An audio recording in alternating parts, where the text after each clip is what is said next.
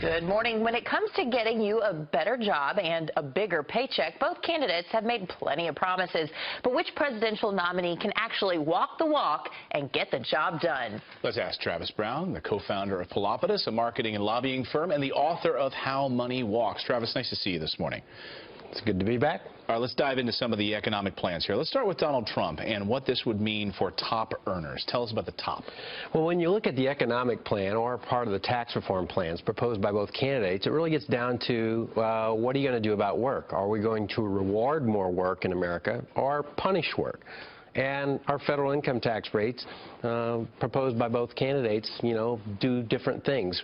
Donald Trump wants to reward work for the top earners and middle-income Americans across by lowering the tax rate. Our federal income tax rate is just a price on work. So he wants to lower that for both corporate and individual earners, where Hillary Clinton wants to raise it. What about the middle class?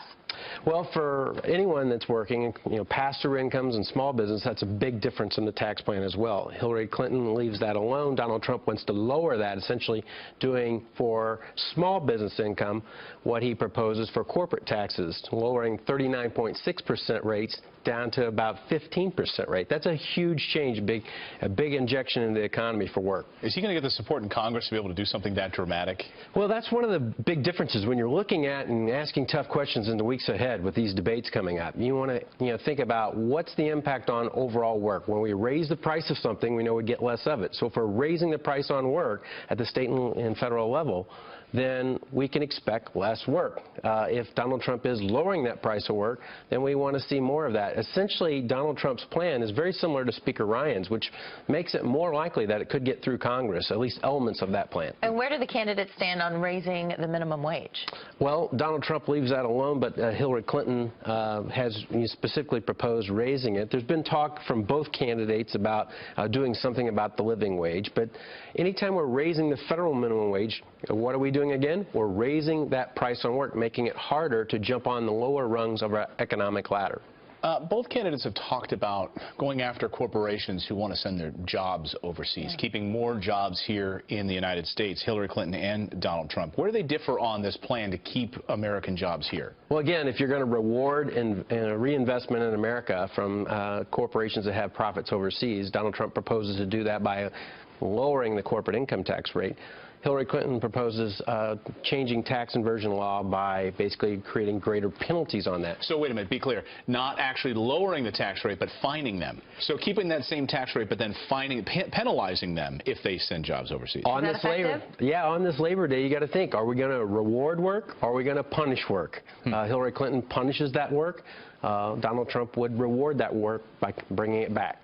Travis Brown, co-founder of Pelopidas, a Missouri-based marketing and lobbying firm. Thanks for joining us today. A brand new poll that came out an hour and 4 minutes ago. And nationwide, amongst everybody, it's a two-point race. But when you look at the independents, and keep in mind, and we have said this a million times on this program, it's the independents who elect the president.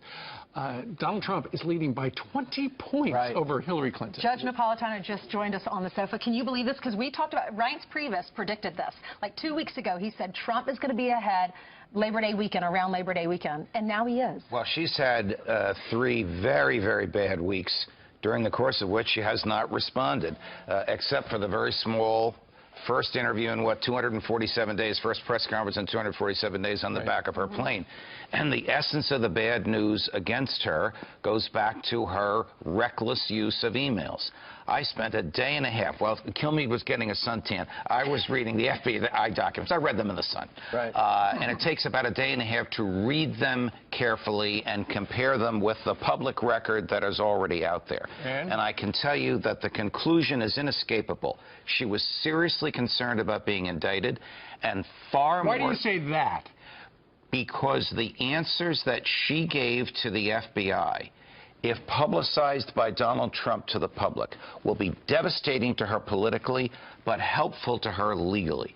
The FBI was looking for how reckless was she with state secrets. She persuaded the FBI she wasn't involved in state secrets. She wasn't concerned with whether or not they were secret. Contrary to what she just said in the clip we just ran from her plane yesterday, she couldn't care less if something was marked confidential, secret, or top secret. That sort of obliviousness lessens the criminality in the mind of the FBI. But that's sort of obliviousness. Is that what you want in the mind of a Secretary of State or of a President of the United States? You said they tried to trick her. Yes. How? They tried, very, very good. They took a document which was utterly innocuous, and without her in the room, they stamped it secret. She comes in the room and they hand her the document. Do you recognize this? No, I don't recognize it. Do you recognize the secret marking on it? She goes, no, and in fact, there's nothing secret in this document at all, so she didn't fall for the trick. And the FBI is permitted to do things like that. On the other hand... That proves that she knows what's secret and what's not. Yes, that was the reason for it. She would lose either way. That would show that she has the...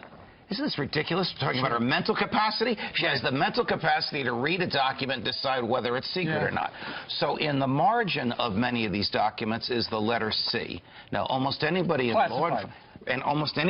law enforcement or in the intelligence community knows that C represents confidential, the lowest of the three levels of classification. Confidential is the lowest, secret's the middle, top secret is the most sensitive.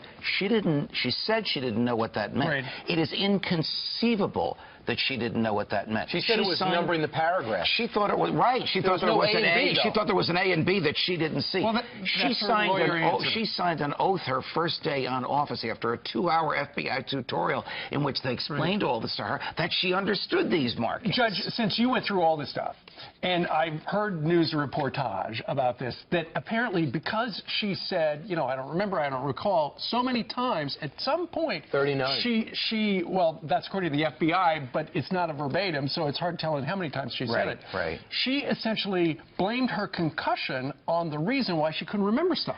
That will help her legally, but in my view, it's catastrophic politically.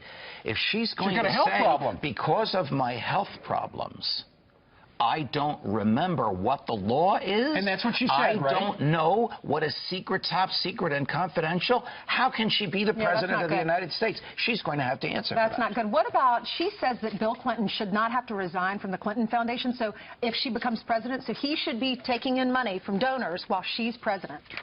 We already know that he was taking in money from donors while she was Secretary of State, and those donors were giving money to him in order to get access to her.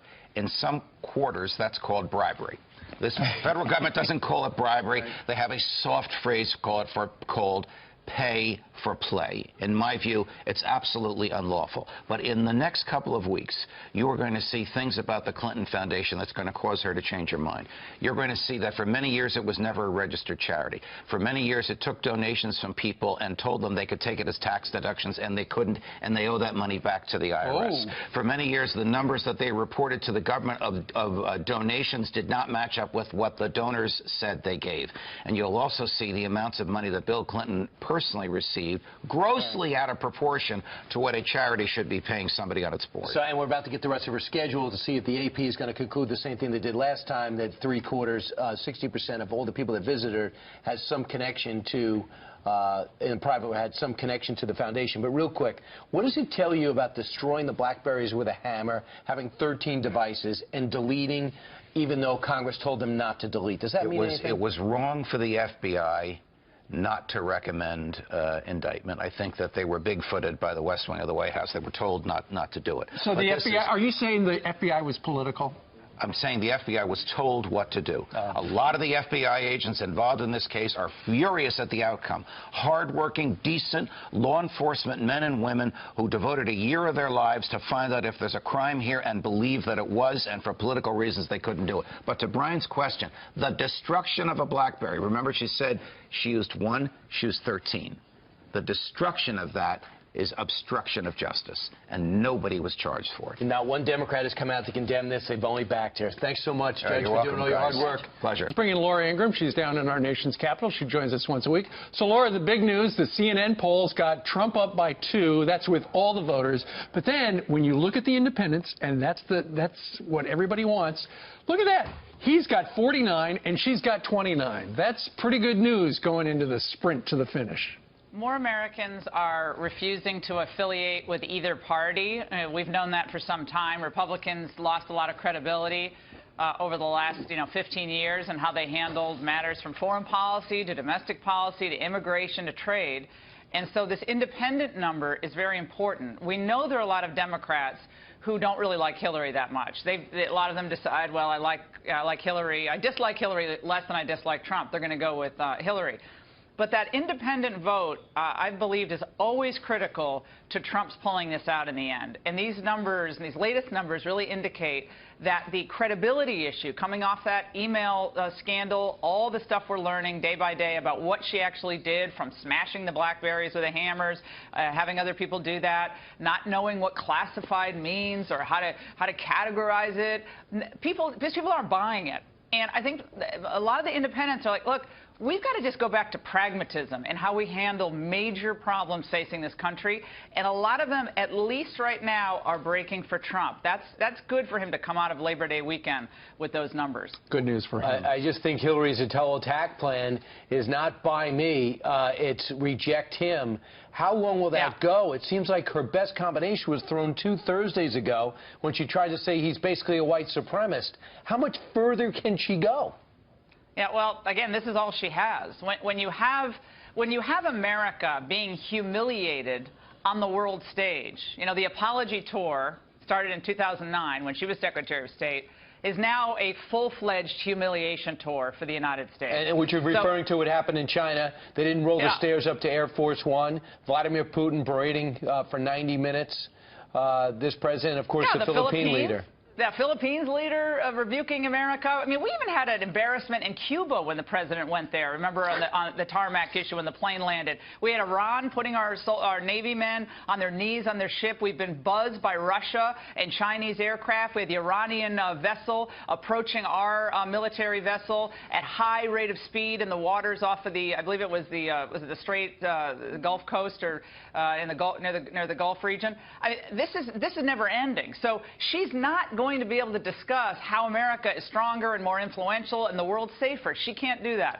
All she has is Donald Trump is mean-spirited, or he's a bad temperament, or doesn't have the judgment.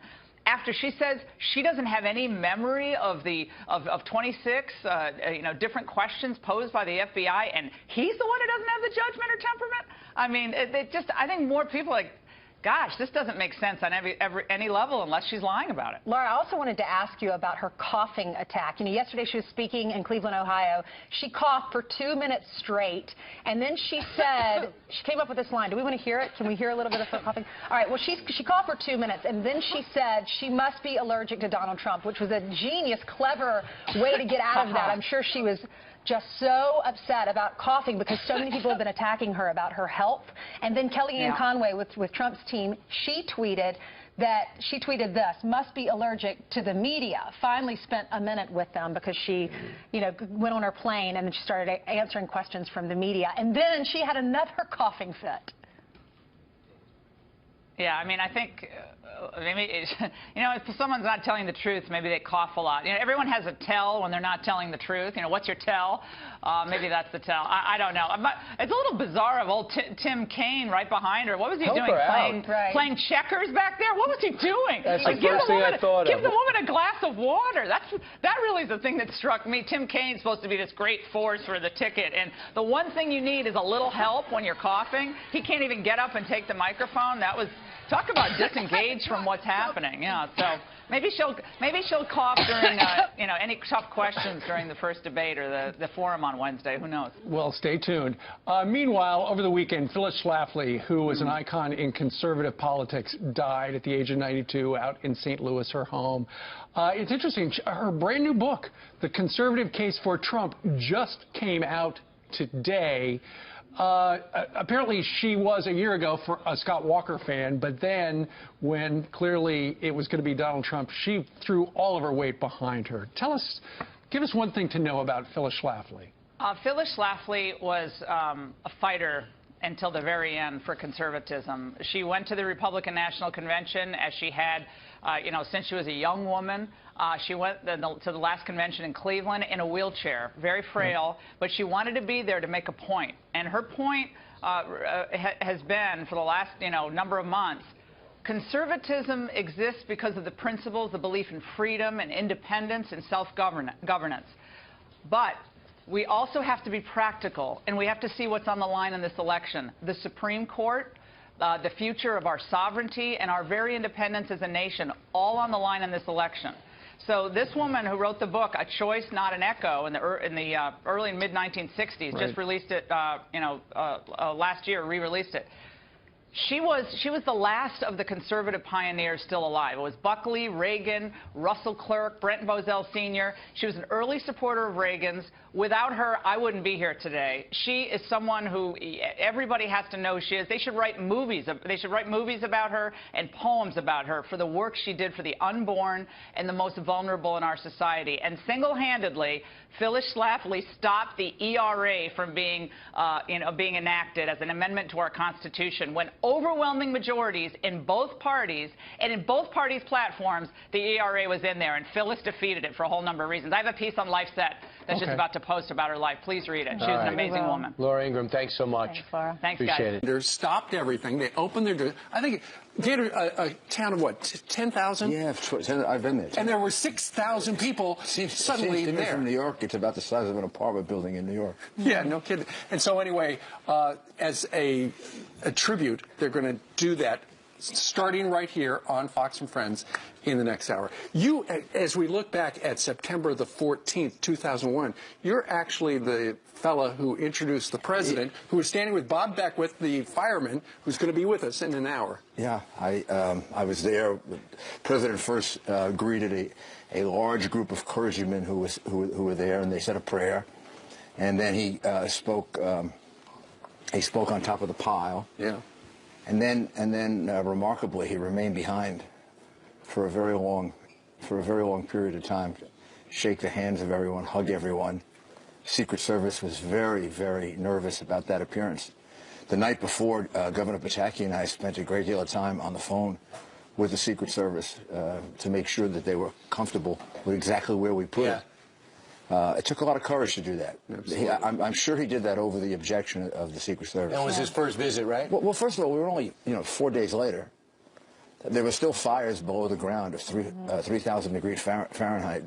We thought we picked the right spot, but we couldn't be sure. We didn't know everything that was going on below, and things were still falling from the ground. Plus, you might remember in the first 2 months after September 11, every time you saw a plane, every time. You wondered. Like when the Yankees played in the playoffs and World Series, I was worried about a plane coming into Yankee Stadium. Yeah. So that was a very, very morale-raising Now, Mr. Mayor, event. 15 years ago, that video was shot. 9/11 happened. You lost a lot of people that you loved and cared for here in the city. How does this next story make you feel? There's a monument in Owego, New York, that memorializes all the victims that were lost. And on that monument, it reads this, that it was caused by Islamic terrorists. Well, you have one group, the Islamic Organization of the Southern Tier. They're encouraging that word, Islamic, be scrubbed from the monument because they say it encourages hatred toward Muslims. What are your thoughts? Well, that would be like my saying that I want the word mafia taken out of our history books because it defames all Italian Americans. That would be pretty sick. If it said Italian mafia, that would bother you? No, it doesn't bother me at all. I put them all in jail. It doesn't bother me at all. My reaction to the Italian mafia was real simple. I'm Italian American. I'm not embarrassed about them. I don't belong to them. I want nothing to do with them. And they represent the bad part of my ethnic background.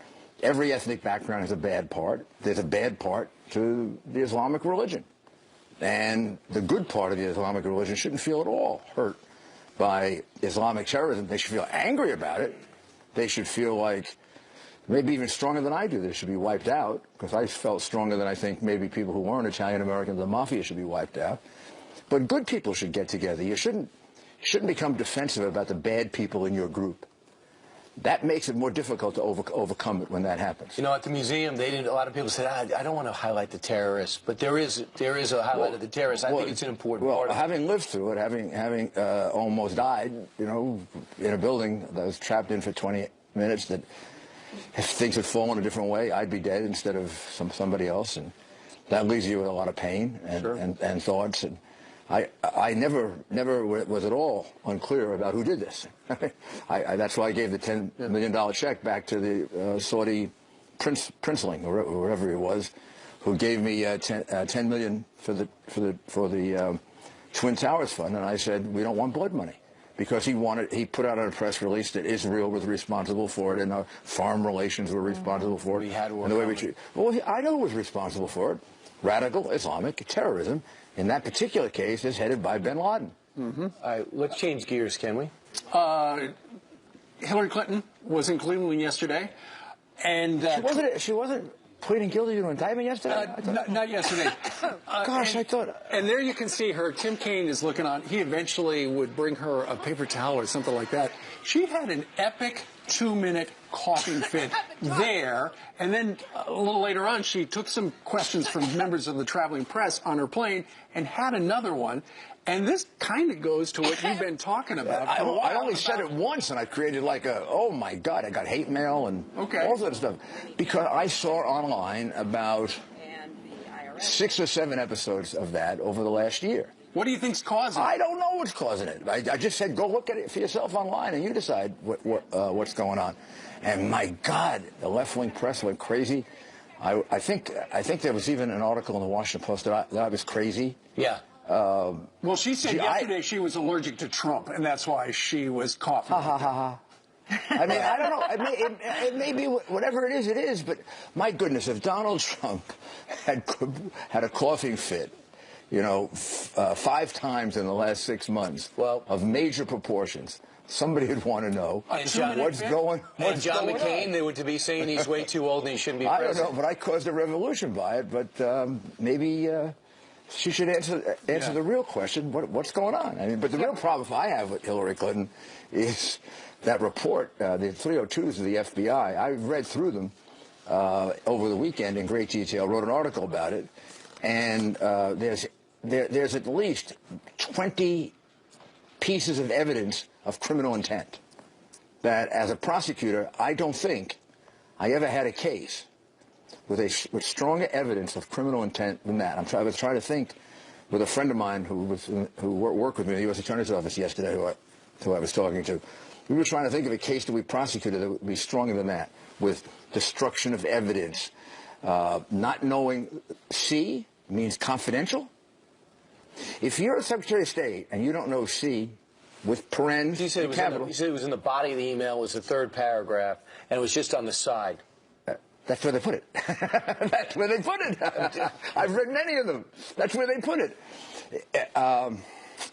She said she thought it had to do with alphabetical order. But the FBI didn't go and ask her, was there an A, a B, a D, an E, an F? How come she just saw a C? So now if you can't figure out the C means confidential, and you're the Secretary of State, you're either stupid or you're lying. That's how she got away. I don't think she's the first. That's how she got away with saying she didn't send classified information, because it didn't really mean classified. It meant confidential. So I think it was just semantics for her. Well, she doesn't get the right to make that decision. The only person who can declassify is the President of the United States. Now, maybe she thought she was the President. Maybe she was having some kind of illusion. Now, that's going to create a lot of... I don't think she was having an illusion. I think she is doing something called lying, which violates AG United States Code, Section 1001. That is what Martha Stewart went to jail for one lie. For a couple of years, one lie about a financial matter that had nothing to do with our national security. Well, Rudy, we thank you very much for joining us. We know you're going to be on a conference call today to talk about how Hillary would not pass a security clearance today. Couldn't hire her as an assistant U.S. attorney. I would not have been able to hire her as an assistant U.S. attorney in the Southern District of New York because she would not pass a security clearance because she was careless with national security information. That's going to be making news later on today, and we'll take that live. Thank you. Whatever we can take. Thank you, sir. Mr. Mayor, it's quite busy doing a myriad of things, especially for Donald Trump. Meanwhile, Republican nominee Donald Trump slamming Fed Chair Janet Yellen, meanwhile, attacking her for the lack of action and playing politics with the economy. Joining us right now, former economic advisor to President Ronald Reagan, Art Laffer. Art, good to see you. Thanks so much for joining us. Good to see you, Maria. Does Trump have a point about Janet Yellen and the Federal Reserve? Yes, he does. The Fed has been messing around with the economy, keeping rates way, way, way too low. Now, I think they think that helps the economy. It really doesn't. it really makes the economy a lot worse. The reason we have this horrible recovery is because of the Feds keeping rates too low and therefore keeping capital from flowing into the mortgage market and the investment market. But Donald Trump is totally correct. This is a political Fed, and they've been doing a very bad job in the economy, and they think they're doing a good job, but it needs to be set. Rates need to be set by markets, not by Janet Yellen. Well, what would Trump do, though, about it? I mean, this is supposed to be an independent agency, and the president, or would-be, usually doesn't talk about the Federal Reserve. Well, I don't think the Fed should be an independent agency. These people are unelected. They're professors at Harvard or Yale. I mean, and they just should not be running the country without at least some semblance of consensus in the electorate. I mean, they shouldn't be independent. They're too powerful to be independent, and they shouldn't be. I'm right along with Milton Friedman, by the way. We should have a monetary rule and set that rule and then get the heck out of the way and let markets clear. I think what's interesting, one of the very interesting things about what Trump has said is that think about the timing, right? The FOMC next meets just a few days before the first presidential debate. Yes. There is a big question mark about whether they're going to raise rates, thanks to the employment numbers last week. Maybe that possibility has receded a bit, but the market still thinks there's maybe a 30% chance or so that they raise rates. So it's a quite clever move, I think, by Donald Trump, because it puts them in an interesting position, doesn't it? Yes, it does. Actually, if they raise rates, then, it looks like perhaps they've responded to Donald Trump's argument that they should raise rates, and also, that doesn't help Hillary Clinton running for the incumbent party. If they don't raise rates, he can criticize them again for not having done what they should have done. Do you think there was very careful political calculation in this as well? I do, Jerry. I do think it's political calculation, and the Fed is a very political organization here in the United States. And Donald Trump is correct. But the Fed has been blamed almost every election for something. I mean, Arthur Burns with Nixon and Eisenhower, if you remember that, going way back. The Fed has always been blamed. And in this case, Donald Trump's correct. The Fed has been acting politically, and it shouldn't. It should just get out of the way and let markets clear. But that's not going to happen. As evidence of that, though, before the Jackson Hole Conference, you had 8 members of the Federal Reserve, including Bill Dudley from the New York Fed, met with this very liberal, left-leaning organization called Fed Up. Why are they taking a meeting with this organization? I mean, the Wall Street Journal editorial page wrote an editorial about it and said, you know what, if you're going to meet with liberal activists, then you need to stand up in front of the American people and tell them, hey, I'm sorry that you got completely screwed if you're a saver in this country since 2008. You're right. I mean that they have completely stuck it to people who did the right thing. And they've never stepped up and spoke to them, but they're willing to take this meeting with this liberal group. I know. Sorry, go ahead. Sorry, no, go ahead. No, you, Jerry. Well, I was going to ask you. Do you think? I mean, Dagan's points are really good one, and you make the point that there shouldn't. The Fed should just be following some kind of hard rule, sort of Taylor rule kind of approach or whatever to monetary policy. But there's going to have to be obviously there's going to have to be a chairman of the Federal Reserve. It clearly, I think, if Trump is elected, won't be Janet Yellen reappointed to a second term. Who would you? Do you fancy the job yourself? Oh, no, I'm 76, Jerry. Thank you very much, but I'm not interested in any of this stuff anymore. Alan Greenspan was in his 80s when he stepped down finally. Sure. I rest my case. Let me just. Let me. I mean, there are lots of good people around. I think Larry Kudlow would be a very good Fed chairman. I think there are a couple of others. I mean, obviously, Steve Moore, I think, is great as well. But I want to get it out of the hands of the professors. I mean, I'm a Yaley myself, as you know, and I got my Ph.D. from Stanford and taught at the University of Chicago.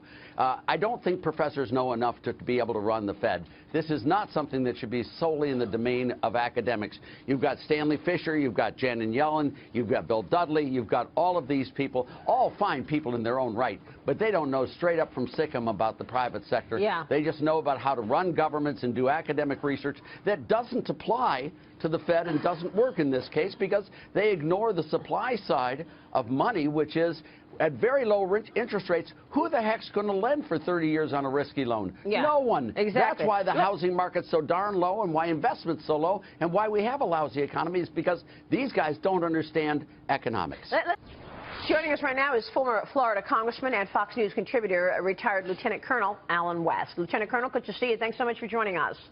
Good morning. Thanks for having me, What do you Maria. think about this whole narrative? Your thoughts on the president's comments toward Russia on cybersecurity and Russia getting involved in the U.S. election?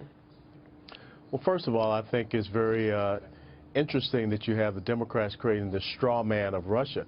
If I was Vladimir Putin, the person that I would want to see sitting in the White House come January the 20th of 2017, it would be Hillary Clinton, because I would go back and think about the Russian reset button and all the things that he has been able to do since that came about when she was Secretary of State and, of course, Barack Obama was the president.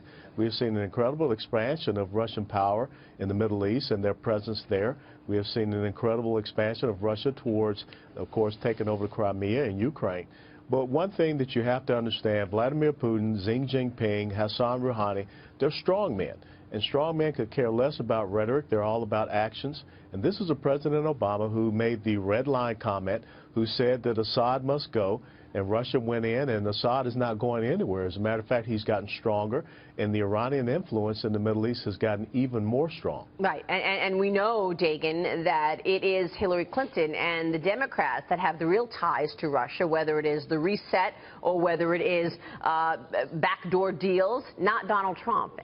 Right, and ceding power to Russia in every way, shape, and form, was starting with Syria, for example, and not standing up to Russia. And I just think that the entire display that we saw over the weekend of how the United States and the president were treated, whether it was in China, he has to get off the plane, out of the belly of the plane because the Chinese couldn't bother to wheel the stairs up to the plane, the confrontation on the tarmac, what was said in the Philippines. It is a long list, and it really shows you where America stands on the world stage now, that these nations, our greatest potential enemies, treat us with total disdain. But, Congressman, do you think that, Donald Trump has said some things about Russia that have concerned some people? He's talked a little bit about, he seems to have wavered slightly on whether or not the United States would support a NATO ally, such as one of the countries in the Baltics, if it were invaded by Russia. He's said some things about Vladimir Putin that sounded actually much more favorable than I think most people would suggest. I mean, I take your point about Hillary Clinton's record as Secretary of State, where she tried to reset relations with Russia and it wasn't successful. But surely Donald Trump has said and done some things that actually do make you surely raise some eyebrows about what kind of a president he would be with regard to Russia and our relations with that country. Well, there's no doubt that Donald Trump has had some misstatements, of course, when it comes to relationships with NATO and also some of the things he said with Russia. And that's why you see the narrative coming from the Democrat Party trying to tie him to Russia, trying to talk about Russia influencing the elections, because he gave the Democrat Party, Hillary Clinton, a gap by which they can exploit. But I think with the new campaign manager, Kellyanne Conway, he will be a lot more savvy and a lot more careful of the statements that he's making. And again, you have to surround yourself with the right type of advisors to make sure that you are honing yourself as far as foreign policy. I don't think you'll see him making those misstatements again. Do you think the Democrats are going big with a campaign ad right now which challenges his temperament, using things that he said, outbursts in speeches, and sometimes some of the things he said about people that look a little intemperate, shall we say? They're challenging his temper. They're saying, does he really have the kind of character and temperament to be president of the United States and deal with a global crisis? Do you think he does? Well, I think that that's a maturation process. Donald Trump is not a politician. And once again, the Democrats said early on that they would go after his temperament. They would try to make him seem erratic. But let's be very honest. Look at what has happened in the past 7.5 years with President Obama in the White House and Hillary Clinton, who is a part of that. Dagan just talked about the disregard and disrespect. President Obama is not seen as a lame duck president in the global environment. He's seen as a sitting duck president. And you can go back and look at all of his misstatements and where he has positioned us. The fact that we had Iranian naval vessels harassing our ships in the Middle East, the fact that we have Russians that are buzzing our ships in the international waters of the Baltic Sea, right. This is unconscionable what is happening. What about this? Because there's actually a letter of support, Congressman, for Trump from 88 retired generals. This letter has surfaced now where they state in the letter that they believe Trump will help rebuild the military, secure borders, and defeat ISIS. What are your thoughts on this letter? Well, this is going back to the Reagan mantra of peace through strength. When you look at the decimation of our military in the years of Obama, where we have an Army that is at 1939 levels, a Navy that's at 1917 levels, or a Marine Corps that's at World War I levels. We have the oldest and the smallest fleet for combat aircraft in the Air Force. We have aviation maintenance crews that are going to boneyards and to museums to try to find spare parts for our combat aircraft. Yep. So these generals realize the sad state of military readiness, and they will take the chance with Trump because they don't have any other way to go. Right, Harlan Hill. Congressman West, Harlan Hill here. Yes. Do you think the Democrats have been successful in obfuscating what's the meat of this issue, which is that Hillary Clinton, misused her email server and has had all kinds of scandals between the Clinton Foundation and others that are worth highlighting, and made the topic of discussion about Trump's non-existent ties to Russia? As Dagan so clearly laid out, Hillary Clinton had the Russian reset. She abdicated our responsibility on Syria. She sold a quarter of our uranium reserves to Russia in a deal between the Clinton Foundation and the State Department. So, it seems like they have succeeded in distracting the media from the meat of this issue, because here we are talking about it. Yeah, you're absolutely right. And the thing that Donald Trump has to understand is that if he does not make himself the news item, they have to talk about these issues. And the American people, I'm out here on the street in Dallas. They understand what's going on with Hillary Clinton. They understand the Kansas City shuffle. You look left, they go right. And they're trying to create this straw man, like I said earlier, with Russia and other things. But there are some serious flaws with Hillary Clinton, with her ties, the fact she had a private email server. And again, just ask yourself, how can you run for commander-in-chief and say that you don't understand how to handle classified information? When any soldier, sailor, airman, Marine would lose their clearance, they would probably be dishonorably discharged, and they'd be heading to Fort Leavenworth. Well, we'll be watching that. Lieutenant Colonel, good to see you. Thanks so much, sir. Pleasure. We'll Thank talk you. with you soon. Right now, with politics, candidates Donald Trump and Hillary Clinton spent Labor Day in the swing state of Ohio. The Democratic nominee tried to quiet critics by holding a press gaggle on her campaign's new plane. Earlier in the day, Clinton stumbled during a campaign event in Cleveland, where the nominee was forced to pause her campaign speech during a coughing fit. I've been talking so...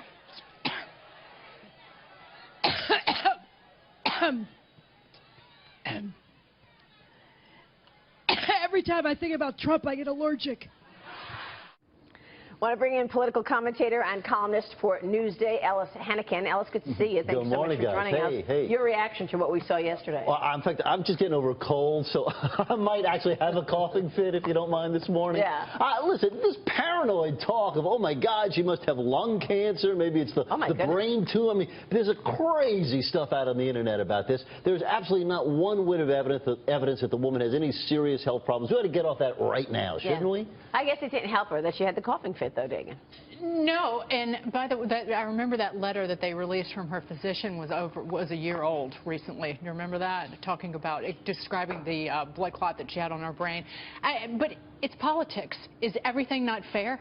Right, Ellis? Well, I mean, listen, there'll be somebody... Because you just repeated Internet rumors that I sure as heck wouldn't reveal. I was shocked that you just said that. Big rumors since Google fixed the algorithm so that actually Hillary Clinton health problems doesn't show up when you start typing it in. But I think that is outrageous. The more interesting thing is surely, that she finally has a session with the press yesterday. She gets a big new plane. The press are on there. They finally get, after 270 days or whatever it is without a press conference, they finally get at least a few.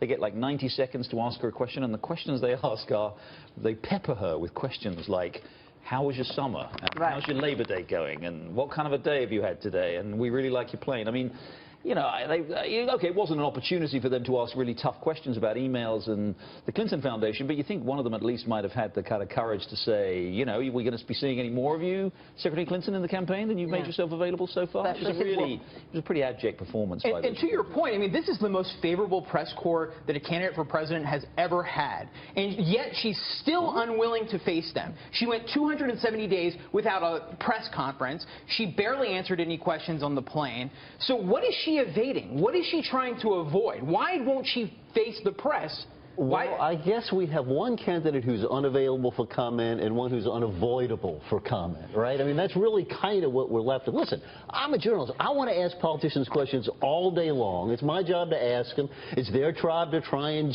sleaze around them or avoid them or to throw stuff up in the air that changes the conversation. I mean, isn't that just the game today? You do what's most effective for your candidacy? So what's your take then on the conflict surrounding the Clinton Foundation and some of the specific issues that surround her while she was Secretary of State, like, for example, the sale of uranium to Russia, and then the Clinton Foundation got hundreds of millions of dollars? Well, if the fundamental argument against the Clinton Foundation is that there's a pay-for-play problem, essentially that by giving money you get some kind of special access, I want to welcome everyone to Washington, because let me tell you, the candidates out there in every single political position in Washington, when someone gives money to a Senate campaign, Harlan, do you think that they expect greater access to that senator than the average person on the street gets? I think we need to have a grown-up conversation about it. We want to get money out of politics. Let's get money out of politics. There's a lot of ways to do that. But, okay. You don't hear that defense from Hillary, I mean, and in fact, what they've done is they've said, okay, there was nothing wrong. There was nothing wrong while she was Secretary of State, but you know what, we're going to sort of shut the whole thing down when she's president. So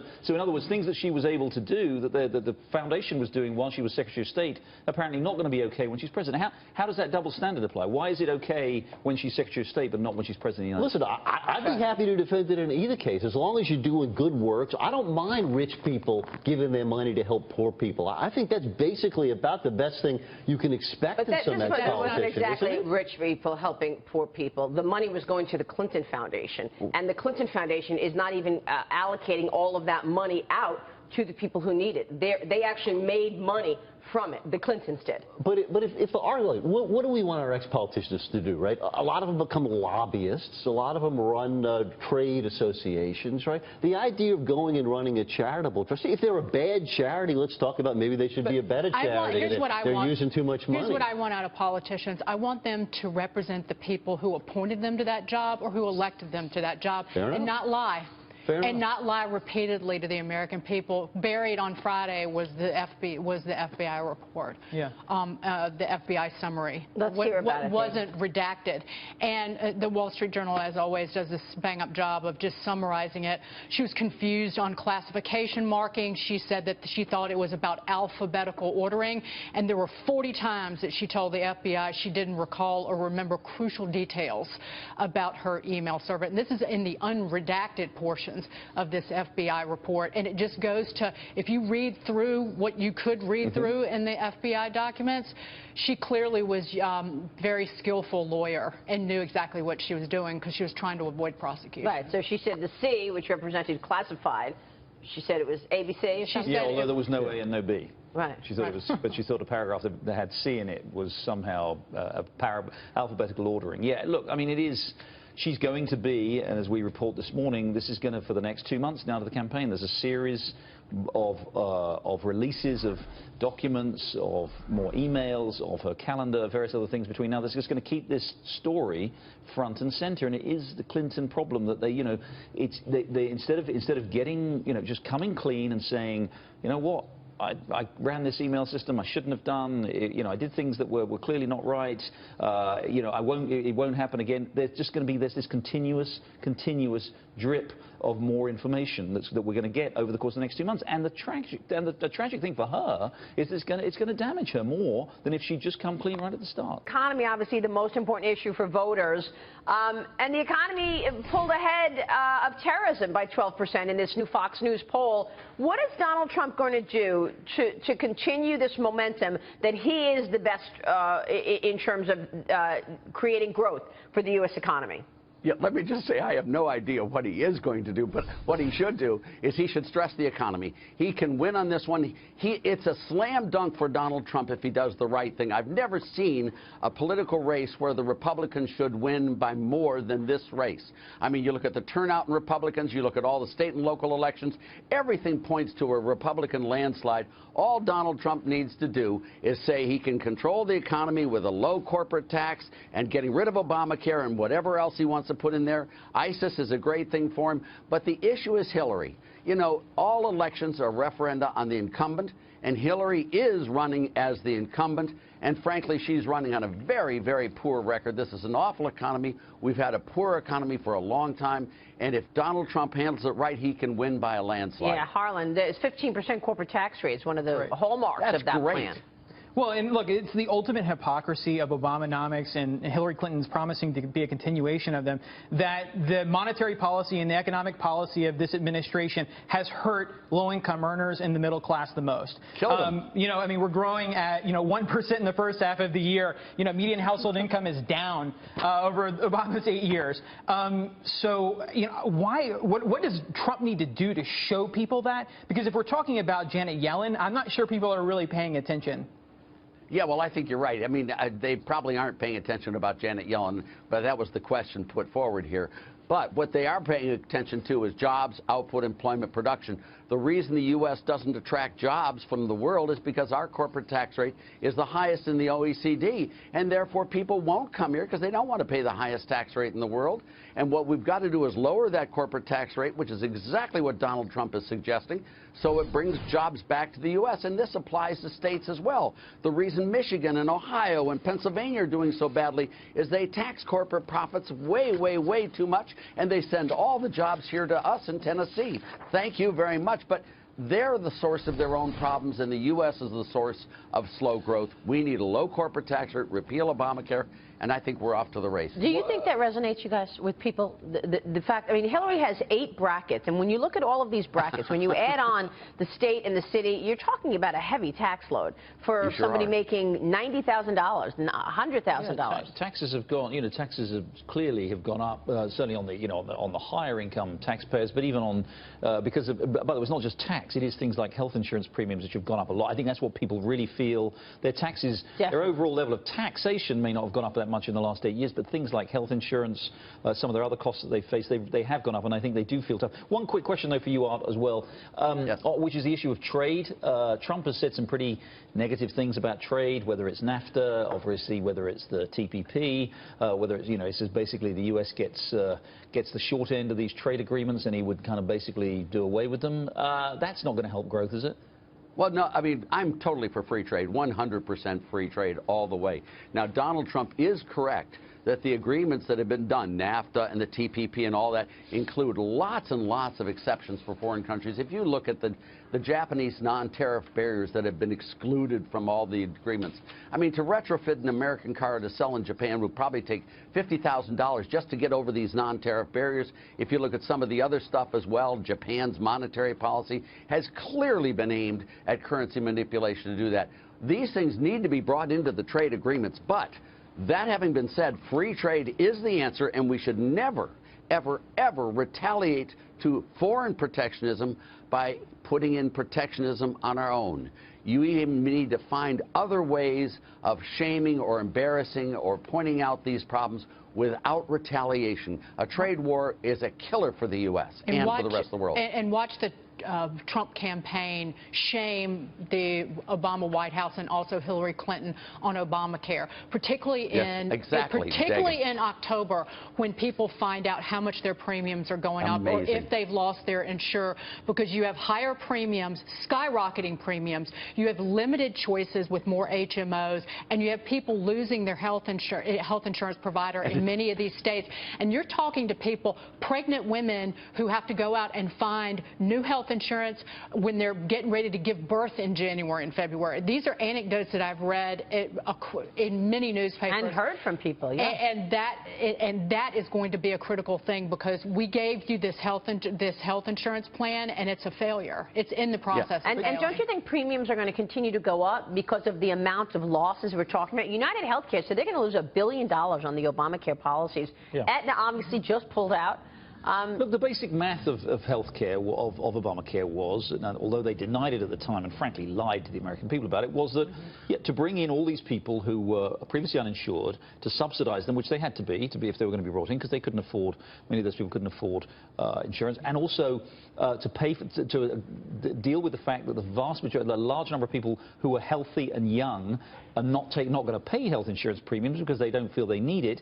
The basic economic logic was always that anybody who is, middle class, middle-aged who had health insurance was going to have to pay more. That was clearly the solution to this, and that is exactly what's happened. And it's now being made worse, as you say, and as Dagan says, by the fact that on these health exchanges, there's only one provider in many areas. That's basically a monopoly, so they can put up prices pretty well as much as they want. They're going to raise prices. And the government's going to have to keep subsidizing. It really is. It is an economic and financial mess. Well, and as evidenced by the rise of Bernie Sanders, you're going to see a movement to double down on this and to move to single-payer health care. That's what's coming. Right. That's what Dagan's been saying for a long time. And it's not because I think millennials have any sort of socialist leaning. I mean, they're not ideological. People that came of age around the time that I did, we don't remember good times, and so when you see somebody offering free stuff, it's very alluring. Yeah, it sure is. Art, good to see you. Thanks so much, sir. Good to see you. Thank you, Maria. Art Laffer there. I'm off to Turkey. Are you? Same. Yeah. Well, when you come back, we want to hear a report on what you've learned. My first time there, I'm going right after the show. Great. Good luck. Safe travels. Thank you, Art. Thank you. What are you doing in Turkey? I'm just doing a conference over there, an economic conference. Economic problems are global, not in just the U.S., unfortunately. Art Laffer, we'll see you when you get back from your trip.